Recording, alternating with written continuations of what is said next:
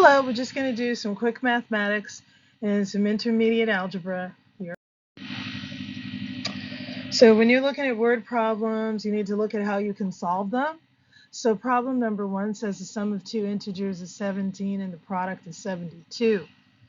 You were given two numbers here, 17 and 72.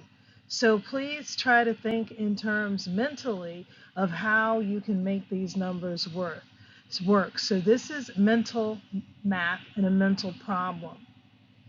Look at them. The sum of two integers is 17 and the product is 72. So you want two numbers, so you reword and rewrite a plus b equals 17 and the product is a times b is 72.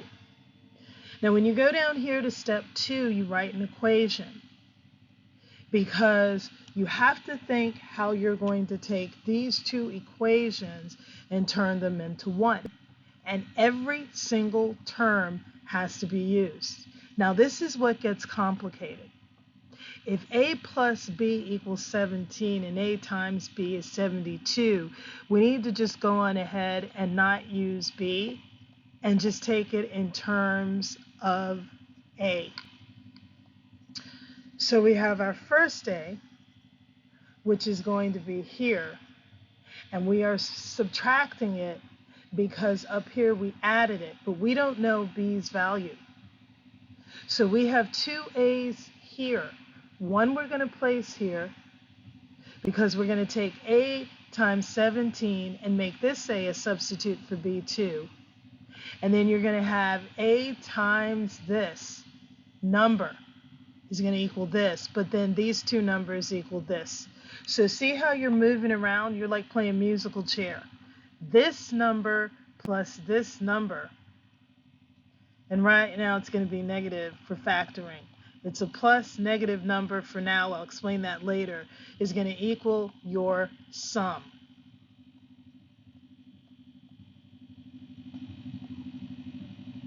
And this number times this number is going to equal your product.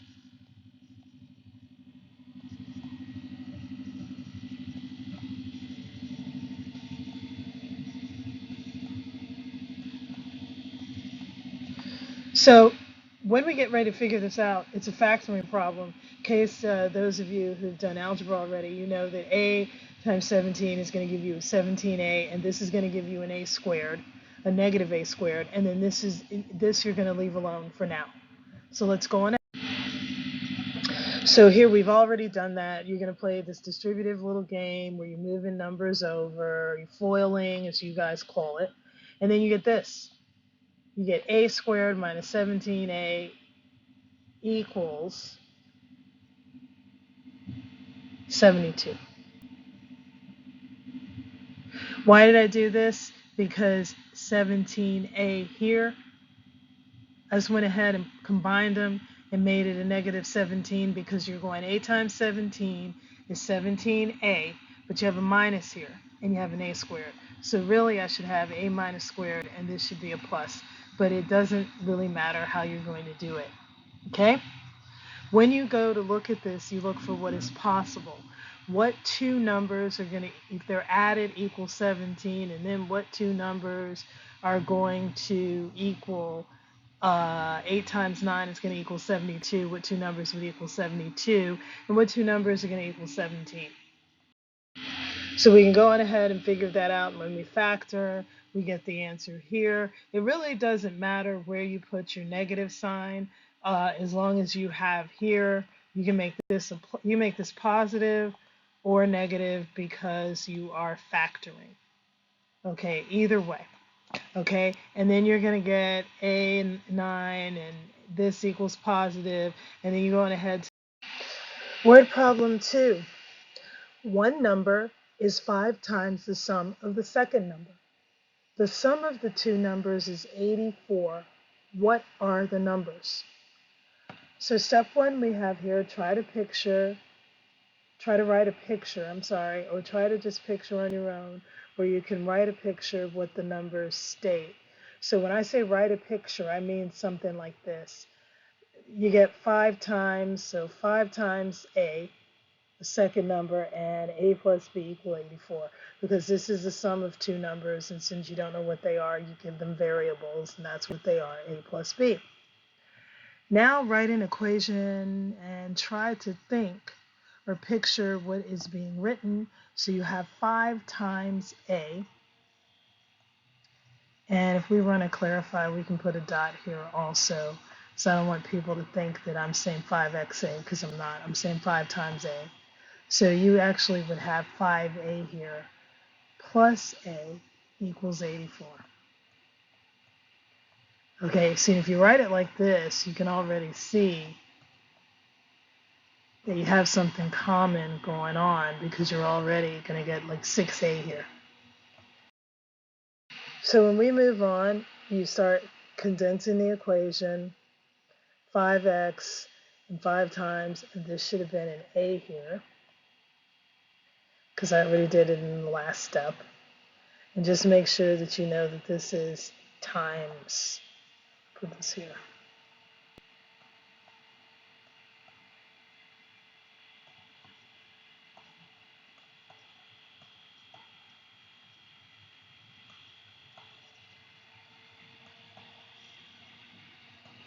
You have 5A plus A equals 84. And then you solve the equation 5A plus A equals 84. Remember, this is really 5A plus 1A equals 84. And then you have, when you add 6A equals 84, you take the reciprocal over here, which is 1/6 times 6A. And then you're going to get 84 over 1 times 1/6. And then you get A equals 84 over 6. You have here 6 goes into 84 14 times. 6 goes into itself 1 time. 14 times 6 is 84. It's here. So you have 14 over 1, and then you have 14. But you're not finished because you have to find another number. Very easily, all you have to do is go into the sum of two numbers would equal 84. Replace this, you get 5A times 4 is 70. 5 times the sum of the second number. One number is 5 times the sum of the second number, so you'd have 5A. And 5 times 14 is 70. And now you have this number, which is 70. And if you add the two numbers, which we did here, 70 plus 14 equals 84. So all of your solutions have been given to you, well, as far as percentages are concerned. You have a 30% alcohol solution, you have a 40% alcohol solution. So clearly the question asks you how many milliliters of a 30% alcohol solution must be added to 500 milliliters of a 60% alcohol solution to obtain a 40% alcohol solution. So you are looking for the amount of alcohol added.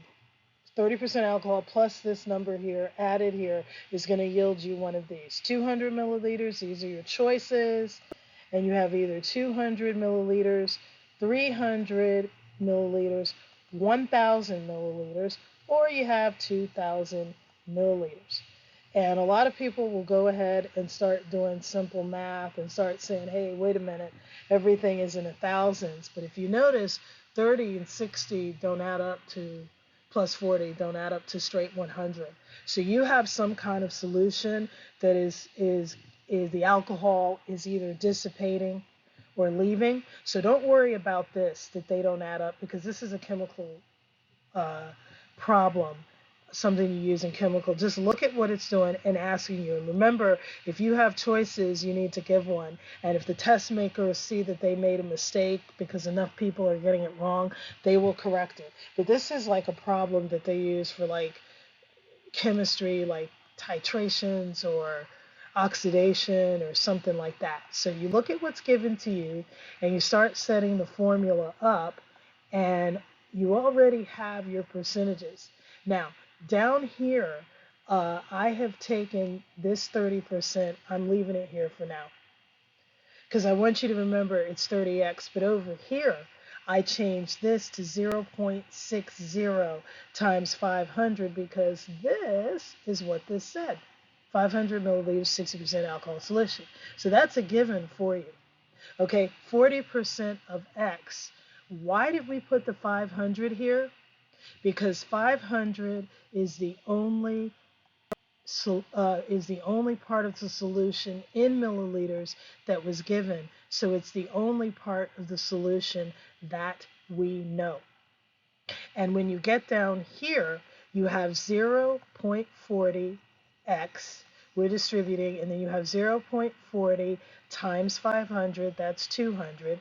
And then down here, 0.60 times 5 is 300.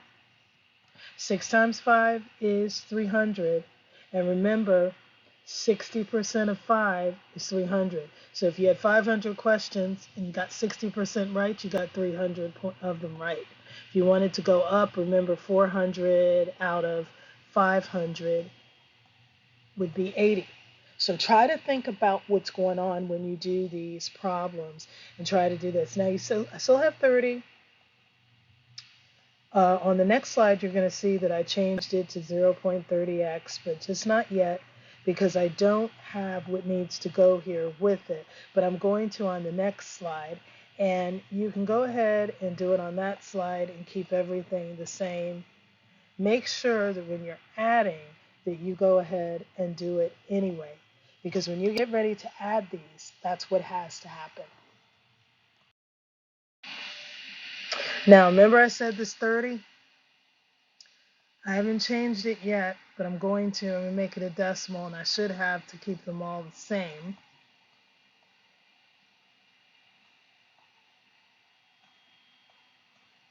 Because guess what? When you do this 0.60 times 500, this is really saying 60% of this 500, which gives you 3. This term, 0.40, has to be marked to every single part of the equation. So you get 0.40x plus 40% of 500 is 2. Keep in mind this is 0.30. You subtract the number 300 from this side because we're taking care of variables. You can take care of your x first. I chose not to. And you've got 300 on this side minus 300. The variable minus 300 is going to give you minus 100, which is going to leave you with 0.30x and 0.40x. Okay, now you have 0.30x plus 300.